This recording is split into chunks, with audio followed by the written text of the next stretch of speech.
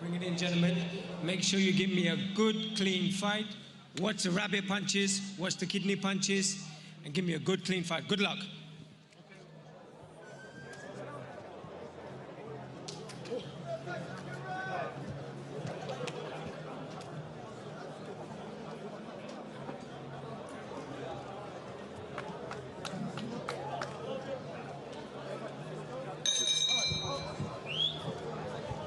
So they're scheduled for 8 in the heavyweight division. Bahodir Jalolov in the purple and white with the Uzbek colours down the side as well. Kamil Sokolovsky in the white shorts. As I mentioned, he is a seasoned campaigner, a good boxer. He's compact, he's well organised, he doesn't give anything away. There is a lot to recommend him, but he's in with somebody who, as I said, as an amateur, has done it all. Looking for the long left hand there, Jalolov. He's got that wide stance, and he keeps things fairly simple, just pawing with that jab hand, and then looking to send the left straight through the middle. We spoke to him during the week, and he said that he needs rounds at this stage of his career. A lot of the last 2 years has been focused on the 3-round format in amateur boxing, and he feels he needs to get the rounds in. That's really what they want from Sokolovsky here tonight. He won't be giving any quarter, don't worry about that, but they feel Sokolovsky could be the man for that particular job. And actually, if you look at his record, Jalolov, if you wanted to try and pick something out, it would be the fact that his last defeat came in WSB back in early 2018 over the 5-round format. And he's not been deep in a fight as a pro, the 4th being the furthest he's gone. We spoke to him in the fighter meetings this week. I spoke to him on his last fight in Dubai on the fighter meetings. We were asking him if he felt he was ready for the top. He feels all he needs is rounds, all he needs is that fitness and that engine, but it's finding fighters that will take him that distance. Now, Sokolovsky is tough, but a meaningful shot from Jalolov has yet to land on the chin. And we'll see if he can stand and withstand what Jalolov has, which I believe is frightening power in that left hand. Just landed on top of the head there. Jalolov just keeping that stance organised, as I say, boxing out of a little bit of a crouch, trying to make himself a difficult target, an awkward target to hit. Jalolov trying to measure that left, goes down to the body with it that time. Sokolovsky did well with it, just dropped his forearms. He became pretty much unbeatable over that 3-round format. He didn't lose between the quarterfinals of the World Championships in 2017 and didn't lose at all, actually, again after that. That's a good shot for Jalolov to throw. If he throws it to the body, Sokolovsky is ducking down really low whenever Jalolov fires.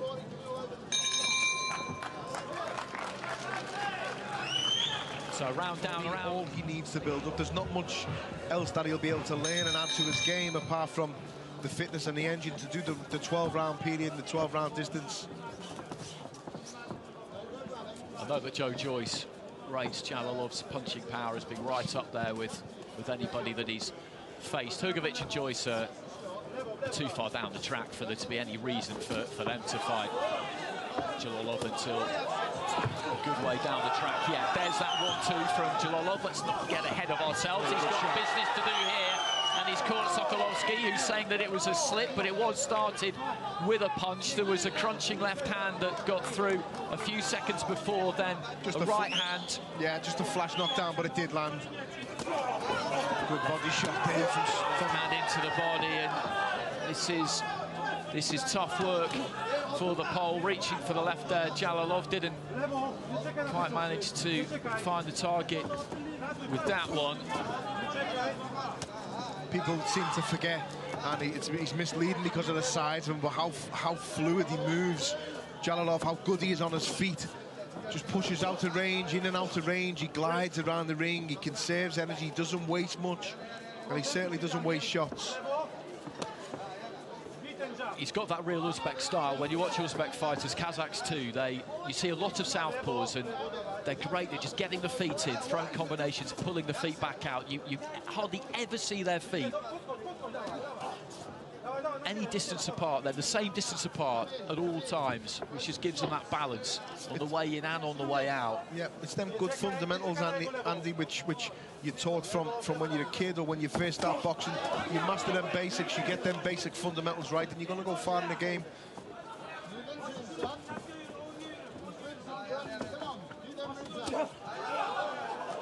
Taken on the gloves there by Sokolovsky, who's still looking to try and move forward here. He knows that probably the safest place for him, other than being completely out of range, is right up close.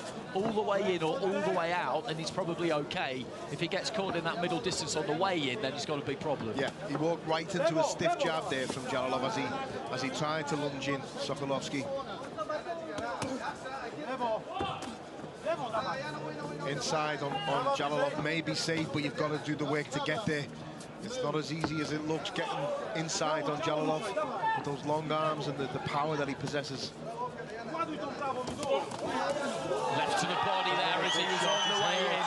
And Sokolovsky's in trouble there. He's grimacing as he looks to the corner, and that was just what you described. He was moving in, trying to get into that safer kind of real estate, and just got hit to the body hard, and down he went. But typical of him, there was not a thought in his head of staying down. Final few seconds of round two. Good solid left hand again there from Jalolov. Got the range right on that one. Through the uppercut. And he sunks into some... So the bell goes. And that was pretty torrid, that second round for Sokolovsky, but credit to him, he comes out firing here. I think he realises he needs to try and put Jalolov on the back foot, that there's no real future in expecting to be able to tuck up and see his way through for the remaining 6 rounds, and he's decided to roll the dice here, hasn't he? Why not? Decided to really have a go, see if he can achieve the seemingly impossible. People talk about going out on your shield, and this is high courage here from Kamil Sokolovsky, because he's thrown plenty of punches at the start of the 3rd round in an effort maybe just to keep Jalolov off him and give him something to think about. Good right hand there from Sokolovsky. This is why he's liked so much, Sokolovsky. It's why people are fond of him, especially in Britain, because he comes and he has a right good go. He's tough as Zenit and he's tough as all boots, and he will fight non-stop till the end. These body shots from Jalolov are just spiteful. He's generating a lot of power in him. From distance also, he doesn't have to be in close to land to the body. Just moving around the outside of the ring for a spell there, Jalolov. I think he's quite keen for Sokolovsky to continue in the same vein and come forward and look to time him with that left hand, that kind of long left uppercut on the way in. Sokolovsky not playing that game at the moment. He put plenty into that first 30 seconds of the round. And it maybe has just made Jalolov a little bit cautious, or a little bit more cautious than he's been up to this point. Nice 1-2 again. You can hear and feel the thud as it lands on the target of Sokolovsky. Really tough man. Looking for a single left there, Jalolov. When he throws that southpaw 1-2 straight down the pipe, there's that left hand into the body. Sokolovsky took that one well.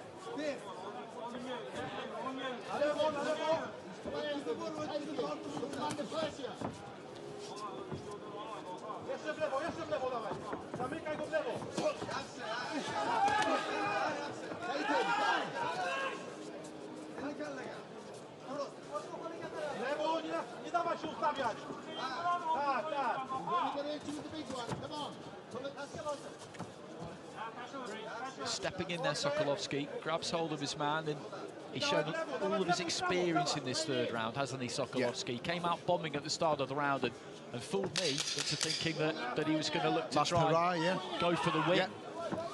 It's put Jalolov just a little bit into his shell, maybe, and he's got through this 3 minutes. Although with a 10th fake, there goes a bell. He's got through that 3 minutes. International amateur competition beckoned for him. If he has fights in America again, which he obviously will, then I think he will head back to California to train with the Diazes. They've also got Israel Madrimov, who's out here supporting Akhmadaliev. They've got a whole host of Uzbek fighters on their books. So into the fourth round here. Jalolov in the purple and white. Kamil Sokolovsky in the white was put down twice in the second round, but did a good job of navigating his way through the third. I'd like to see Jalolov's jab, more of it. He's just pouring it out at the moment. It's just a feeler. It's just trying to set up the left hand, whether that be that hook or the body or straight to the head. But he has a really nice jab and a solid stiff jab when he throws it.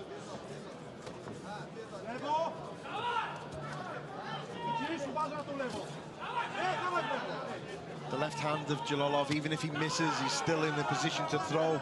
He never falls in with it. He's never out of range too much. Just so fluent and efficient. Doesn't waste much energy. A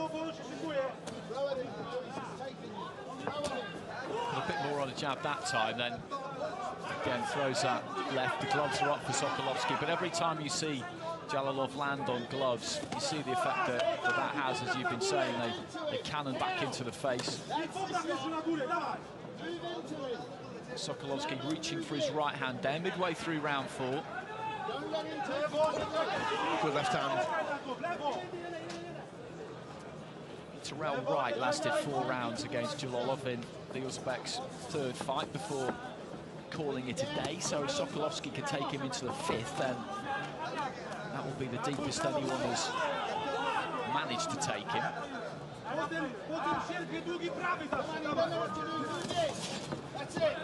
Sweat just spraying all over us. Ringside there as these two tangle on the ropes.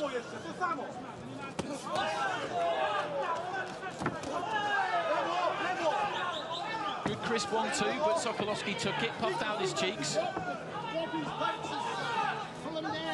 I do hear fighters talk about what it's like boxing big punches, and you'll be able to tell me whether this is true or not. It could be a shock early on, but if you could stay in there, you can get used to it. You can get used to the power, and Sokolovsky has eaten up some pretty solid work from Jalolov in this round. Yeah, but I think in this type of fight, you're right in what you're saying. In this type of fight, however, I feel he's being systematically broke down round by round, as you can see, and it's just a constant, steady stream of punches coming through. What a headful, brave and game effort. Going to the academy there for the World Series of boxing in the days leading up to it, and just fighters everywhere you look. That's what everybody wants to be. I was good left hand there, strong left hand from Jalolov, right out of the gate at the start of the round, and Sokolovsky goes down, has a look towards his corner, gestures to say that he's okay, but he was pinned on the end of that 1-2. I'm glad that shot didn't land when he was on the floor then. Referee just calling a timeout here. And having a word with Jalolov for aiming a follow-up. Which is just as serious an offence as actually landing it. Sokolovsky has got big problems here early in the 5th round. 30 seconds in, Jalolov is going after him here. I was just about to say, I was in Uzbekistan in 2000, as long ago as that. Great fighting country, very good fighters. And Jalolov leading the way at the moment.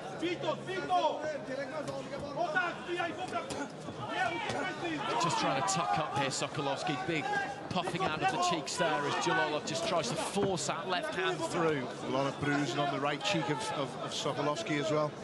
See the eye starting to close now. Nice rapid combination, left hand up top, and Sokolovsky goes down eventually.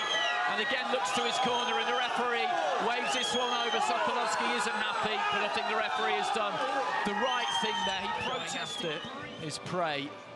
There's that straight left. As soon as the bell goes, Andy, look, just a nice, straight, fast 1-2. That shot could have got him into a lot of bother if had Sokolovsky tried to make a meal of it and stay down. You know, a bit naughty. It was, and you just quite simply should never do that. No. You see fighters in the early stages of their careers do that, and they get away with it because they're the prospects and they're the big name on the home show, and we're all here to see them, but you should never, ever do that. No, I don't like to see it. I've been guilty of it myself. Many fighters will be guilty of it. The occasion, the adrenaline gets hold of you and takes hold of you, and it's understandable, but it's wrong. You shouldn't do it. He apologised as soon as he got into the neutral corner to Sokolovsky's corner while the referee was counting, and then he apologised to the referee when the referee rightly warned him for it. But I'm glad to see, again, such a hard man. Undefeated 10-0, Bahodir Jalolov. Well, into double figures now, Bahodir Jalolov.